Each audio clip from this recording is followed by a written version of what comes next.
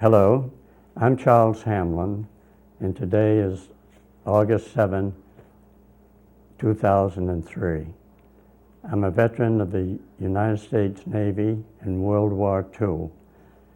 I recall back many years, 60 years ago, when I was a junior at Bates College, and the war had been going on in Europe for some time, but we presumably were not going to enter this war. I remember on December 7, 1941, when Franklin Roosevelt gave his message that we'd been attacked at Pearl Harbor, and he called it a day that would live in infamy, which it certainly has.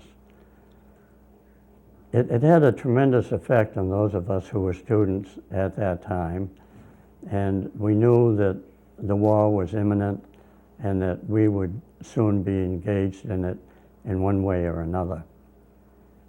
I continued my junior year, and at the end of the junior year, I took a summer course. My marks hadn't been of the best quality, and at the end of the summer course, I got word from Bates that I was no longer on a student-deferred program. I didn't want to wait to be drafted into the war to see if my draft number would come up. On a patriotic basis, I wanted to enter the war and participate in it. I decided I'd like to join the Navy Air Force, and I went to Boston, the USS Fargo, the administration building in Boston that processed everyone from New England who entered or left the Navy was processed there. And on October 23 of 1942, I enlisted in the U.S. Navy Air Force. I returned to my home in Gorham, New Hampshire, and waited to get my call-up. And I waited, was doing interim work in the meantime, and when my call-up didn't come within a month or two, I sent a personal letter to the Secretary of Navy, advised him that I had enlisted in the Navy and hadn't been called up yet. And lo and behold, I received the notice very shortly thereafter and was called for induction into the Navy. I was sent first to Texas and had classes at the University of Texas in meteorology, in Navy terminology, Navy practices, Navy background, and actual classes in flying. After the plane that we had there was a Piper plane that we practiced in. I did get solo time in, but I kind of scared the instructor one time. We were flying along, and he cut the throttle down and said, "Now find a place to land." Nice big field below us, but by the time I got down and ready to land, he had to rev the plane up and jump off because I was too close to the end. And I kind of had the feeling that maybe my system wasn't set for the type of flying that would involve flying and landing on aircraft carriers and such as that. And I requested a transfer from the Air Force to the Navy itself, which was granted. And in June of 1943, I was sent to Orange, Texas, to board the USS Pillsbury. The Pillsbury was a destroyer escort, and the destroyer escort was a brand new ship created specifically to handle the increasing need of ships in the war. They were built at a very fast pace. I believe they built something like 700 during the war. They could complete one from the laying of the keel to its final completion in about 90 days, which was remarkable. And going aboard on its commission, I became what we call in the Navy a plank owner. I was assigned to the ship as a member of the first crew that it had. We set sail from there and went across the Gulf of Mexico.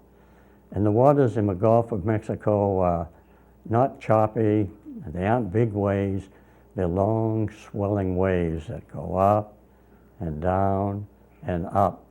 And a lot of the sailors who, like myself, had never been on a ship and didn't know how we were going to react to it, did get seasick from it, but I found out from that experience that I had good sea legs, and I enjoyed the trip across very much. When I came into the Navy, I came in as a seaman second class, which meant that I bypassed boot camp training because I'd already had in the Air Force that type of training to qualify for that. Once you get aboard a ship, you're subject to an intensive nomenclature situation. You find out immediately that you don't walk on the floor in a ship, you walk on the deck. You don't go to the front of the ship or the rear, you go to the bow or to the stern. And the ship doesn't have a right side or a left side, it has a starboard and a port side. And all of these things were intrinsic in making you feel really a part of the Navy and a part of the organization. And that type of training and inclination continued throughout your Navy service, which really developed a good esprit, a good feeling of camaraderie, and a good feeling of being in the Navy. And the Navy was a great experience for me. The discipline was excellent, the organization was great, and it helped me, I think, to organize my thoughts and my life and get myself ready for the future. I did decide that I'd like to strike for the rank of quartermaster.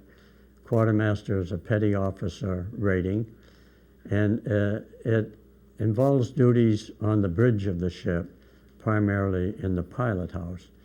The quartermaster duties included piloting the ship, which was an exciting adventure. I can still remember the first time I took the helm of the ship and received directions from the upper bridge to bring the ship to 90 degrees, which would be due east.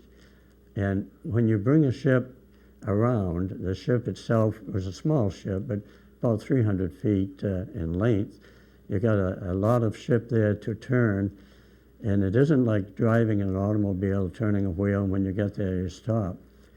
You have to stop the turn before you reach the point where you're going to settle out, and turn the opposite direction so that you kind of slide into the turn, and when you get familiar with it, you make a good segue from the direction you're going to the direction you're coming to, and keep on a straight line. Obviously, it took a little while to become adept at that, but it was something that I enjoyed from the very beginning. In addition to helmsman's duty, the quartermaster duties included keeping the log of the ship. Any activity that took place was registered in the ship's log. You'd put the date of the occurrence and the time of day of that date and what happened. There was no fancy terminology. It was just exactly what happened. It was primarily nouns and verbs in the logs, no adjectives or adverbs or any descriptive material. It just told exactly what you were doing at any given time. To the left of the helmsman in the ship was a compass. It was a gyro compass, and the gyro compass worked on the same principle that you've all undoubtedly seen a gyro, a toy gyro, and the remarkable way it works. And this compass worked on that same principle. It was set in a binnacle that had some liquid in the binnacle, so the compass, which was attached by gimbals to the upper side, would sort of float on that, and would keep even when the ship, a small ship like the DE, when you hit rough seas, would be bouncing up and down and side to side, but the compass would remain pretty calm and tell you exactly what you wanted to see. It wasn't skittering all over the place. Now, compasses are of two types. The magnetic compass points to the magnetic North Pole, which is a separate entity from the North Pole. The gyro compass pointed to the North Pole, and all navigation was on that particular location. It was a beautiful thing to have, but unfortunately it was controlled by electrical devices, so if anything happened to the ship and to the compass, then you'd have to rely to the magnetic compass. So we all had specific instructions on how to read the magnetic compass, how to convert it from magnetic North Pole to the true North Pole, and we had practices and drills in doing that in case anything came up.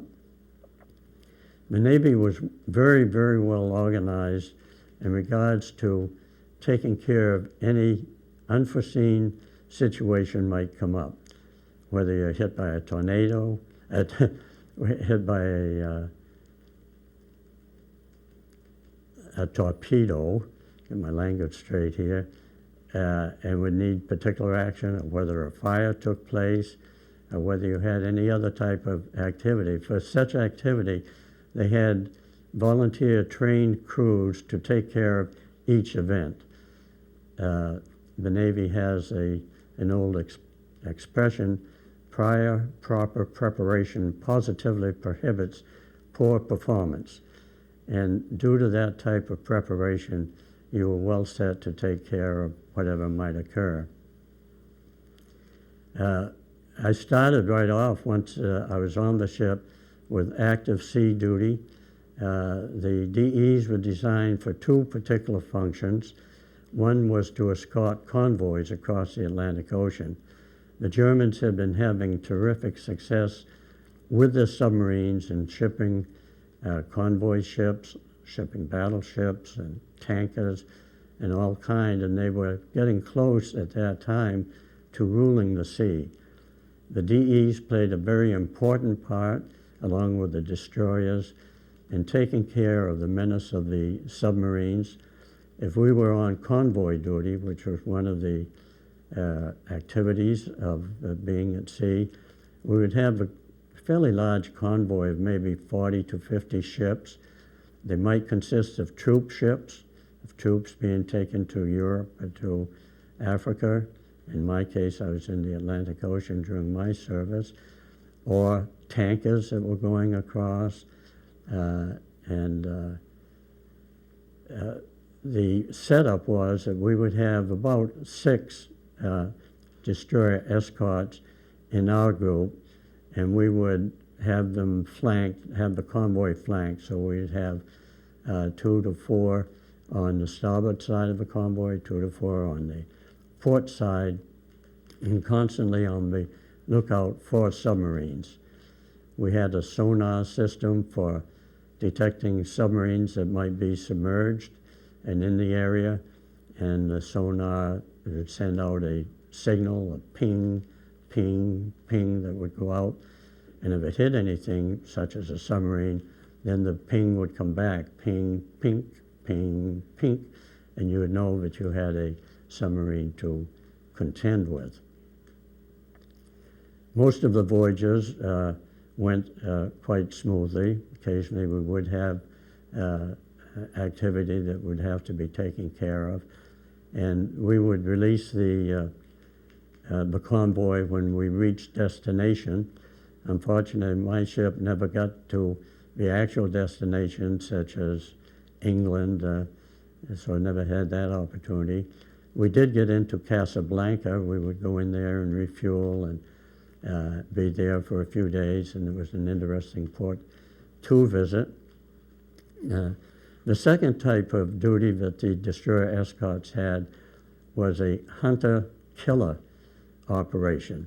We would line up with an aircraft carrier, and we would then become a task force with the aircraft carrier and our 6 destroyer escorts, and with a very particular assignment to hunt out and destroy any German submarines that we came across. They, of course, on their part had the same hunt and kill type of duty that we did. In January of 1943, our ship did pull into Gibraltar. We had an assignment at that time. We were taking a convoy to the Mediterranean, and we got about 40 miles into the Mediterranean, where we released the convoy and returned to the town of Gibraltar, and we were there for about a week patrolling the straits. And it would be those narrow straits would be where any enemy submarines would be coming from the Atlantic to the Mediterranean or vice versa. So it was very important to keep that area open for duty. While we were there in Casablanca, I had a little personal experience. People of my generation will remember Richard Halliburton, who was quite an adventurer and wrote The Royal Road to Romance. In one of his books, he talked about climbing the backside of the Rock of Gibraltar at a time when it was a crown colony of England, which it was during the war. And of course, it was a no-no to go up there, but he did go up and get the beautiful view. And I and a friend of mine, a signalman aboard the ship, thought we might like to try that. So one day, we walked out of the town of Gibraltar. We saw a road going up toward the top. And we walked up and got way to the top. Beautiful view of the Mediterranean and the Straits. And an English soldier came out of a guardhouse there with his gun drawn. He said, "What are you fellows doing here? You know you could be shot for being up here." To this day, I don't know how we got past any of the guards or anything. We didn't hit anything until we got to that place, but we returned quietly to our ship. On the ship returning to the States, we hooked up with another convoy that was homeward bound. And on the way back, an incident occurred there. When you're on a ship at night, it is the rule of the sea in war, absolutely no light to be shown outside of the ship. When you leave your quarters, where you were sleeping, to go on duty, you had a watertight door, a bulkhead from your quarter, and you would undo that bulkhead and step on the other side into a dark corridor, and then tighten the bulkhead from that side and turn around and undo the next one that would get you out on deck. And that way no lights from inside the ship would come to the deck. We had watch duties.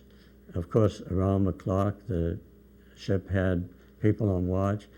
And an interesting aspect of the watch duties, you'd be on 4 hours and off 8, then on 4 and off 8. But instead of being on the same hours every day, there was what's called a dog watch. So when you went on at 1600 or 4 p.m., it would be for a 2-hour dog watch.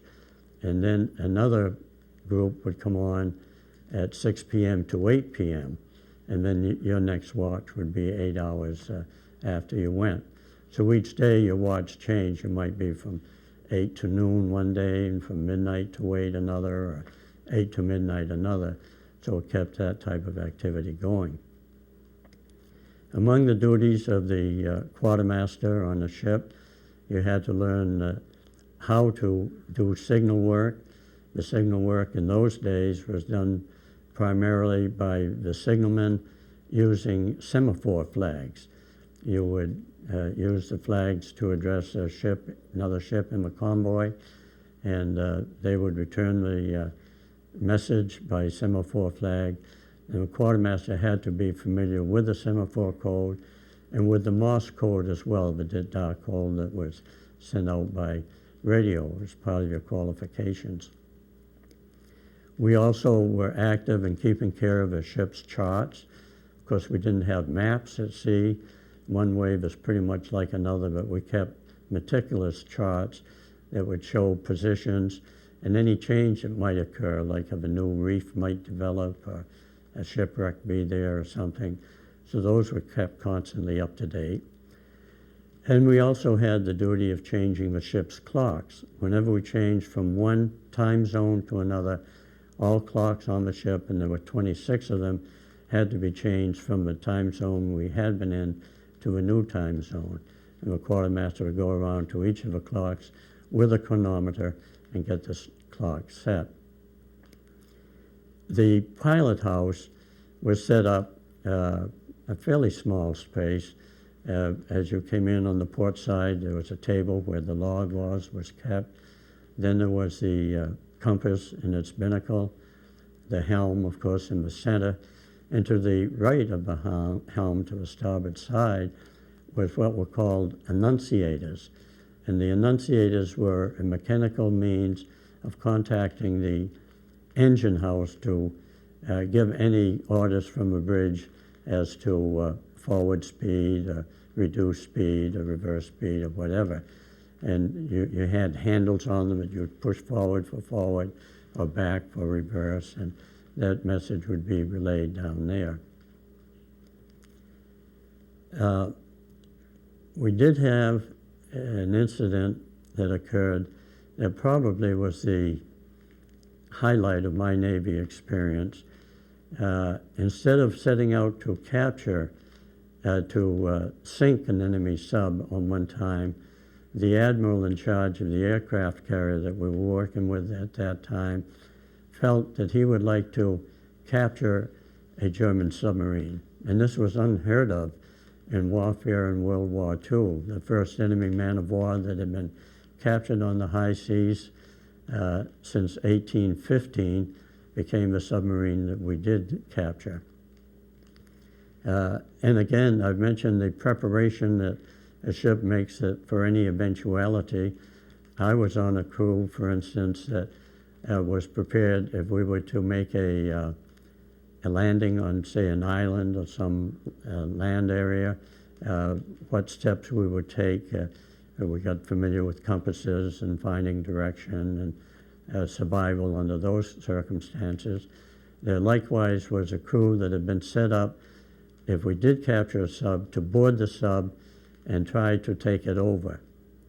And that crew had been thoroughly well prepared, but the sailors in it had never been on a submarine, had no submarine experience. We did, on June 4, 1944, find on our sonar a sub contact, and we had orders to try to bring the sub to the surface and to see if we could capture it. The methods that the DE had for either sinking a sub or, in this case, capturing it, we had depth charges on both the port and starboard side, astern, and those could be set for a certain depth. So they would be discharged off from the ship, and they go down. When they reached the depth that they were set for, there'd be a tremendous explosion, and if the sub were anywhere in that area, it would be severely damaged or sunk. We also had in the bow of the ship a set of 24 bombs that were called a hedgehog. They were set in such a pattern that they would go out forward of the ship if we had a contact ahead of us in an elliptical pattern, and those would fall in a wide area, and if they hit a submarine, they would explode, but if they didn't hit anything, they would just go to the bottom.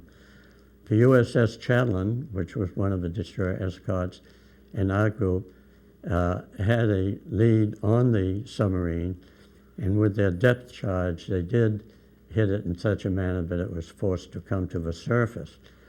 When it came to the surface, it immediately, the Germans aboard started to scuttle out through the conning tower and leave the ship. They had opened some petcocks, which they assumed would sink the ship, and also assumed that we would destroy it with our armor-piercing armament.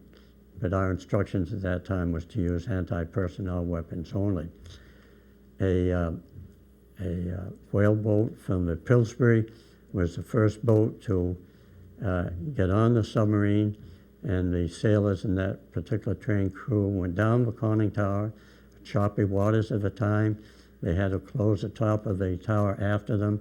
When they went down, there was no knowing whether the ship had been booby-trapped and could explode any time.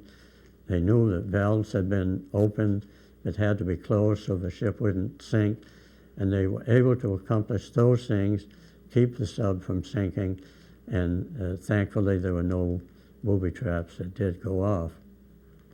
In this endeavor, those sailors, the officer in charge received posthumously, as it happened, the Congressional Medal of Honor. Some of the sailors received the Navy Cross, and others the Silver Cross, and all the Silver Star. And all of us who were in the task force and participated in the capture of the sub received a Presidential Unit Citation, which did have in the citation for capturing the first enemy man-of-war captured since 1815. So it was quite an event to be able to participate in. The real heroes, of course, were those who boarded the sub and went down, and the rest of us got the citation for being there and taking part in it. It was a secret. It was a tremendously well-kept secret. There were about 4,000 people in the task force, counting the crew on the aircraft carrier and the 6 destroyers. The DEs had about 200 on each ship, the aircraft carrier, a larger number. And that secret was kept till after the end of the war, as a result of which the code books that were gathered from there were of tremendous help in tracking U-boats, submarines, from there to the end of the war. And to the end of the war, the German records had that U-505 boat as missing in action and sunk rather than as captured. I did leave the Pillsbury to go to quartermaster school. At this time, I had earned my quartermaster rating. I was quartermaster 3rd class. My training so far had been hands-on training aboard the ship. I was sent to Norfolk, Virginia, where they had a specific 4-month training class in quartermaster duties, and I attended that for that period of time, and presumably was going to return to the DE. I had been married on February of 1944, and my wife was able to come down to Norfolk, so for that period of time we had the enjoyment of being able to live in an apartment off base and just report to the classrooms during the day, which was kind of nice. When I left Norfolk, it was to go to Boston, where I was going to pick up the DE. But when I got to Boston, the Pillsbury had already left port for Miami. So my orders were changed, and I took a troop train from Boston to Miami and came into the Miami Navy barracks it was on April 16, I believe, 1944, the day that Franklin Delano Roosevelt died. And when I got there, again, the Pillsbury had left harbor and gone to sea. You never could tell exactly how long a ship was going to be any place, and I never did get back to the Pillsbury. I returned to Norfolk, and at that time was assigned to a minesweeper. The minesweeper was a USS Chickadee, ship number 59. All minesweepers were named after birds, and when they had run out of bird names for the sweepers, they gave them pet names such as Swift, Active, etc. But this was a USS Chickadee, and I was there and taking training lessons on duties aboard a minesweep, and we were scheduled to leave there to go to the Pacific Ocean through the Panama Canal. That was kind of an exciting project to have that picture. But at that time, it was now August of 1945, and in August of 1945 was the war ended, and I do have pictures. I had newspapers from the time with the huge headlines that declared the end of the war. And the sea duty I had, the active sea duty, was such that on the point system for discharge, I was eligible for discharge with the first group of servicemen who were being discharged. I went from Norfolk back to Boston to the administrative building, which we called the USS Fargo, and received my discharge there and returned to civilian duty. I have a few more remarks about visiting the museum in Chicago where the U-505 is maintained. At the end of the war, in fact, in 1954, the people of Chicago raised a tremendous amount of money to have the submarine brought from where it was. It was in the Portsmouth, New Hampshire Navy Yard at the time, and it was brought up through down through the Great Lakes, in fact, onto Lake Michigan, and when it got in Lake Michigan, was hauled ashore on rollers to the Museum of Science and Industry, where it became a memorial set up in honor of the sailors in the World War II. It's a national memorial. At this time, my wife and I went to visit it in a reunion in 1989, which was the 45th anniversary of the capture of the sub. We were able to go down and take a trip through the sub itself and to participate in various ceremonies there. The people in Chicago say that that is the second most visited exhibit in the city. I guess Sears Tower is the most visited, but that particular one's had millions of visitors, and it's being brought up to date now. They're spending a couple $1 million to bring it up to snuff so that it will continue to exist as a memorial to the sailors of World War II. Since I was discharged in August of 1945 and was going to return to Bates College in my senior year, the timing was very, very good. I got out of the Navy and returned home, and within 2 weeks was enrolled again in Bates College. This time my marks and my studies there were hugely improved. I even had an assistantship in the English department, teaching grammar to some of the students.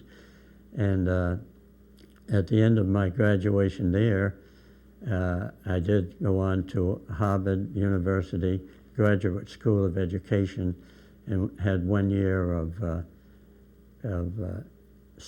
education there.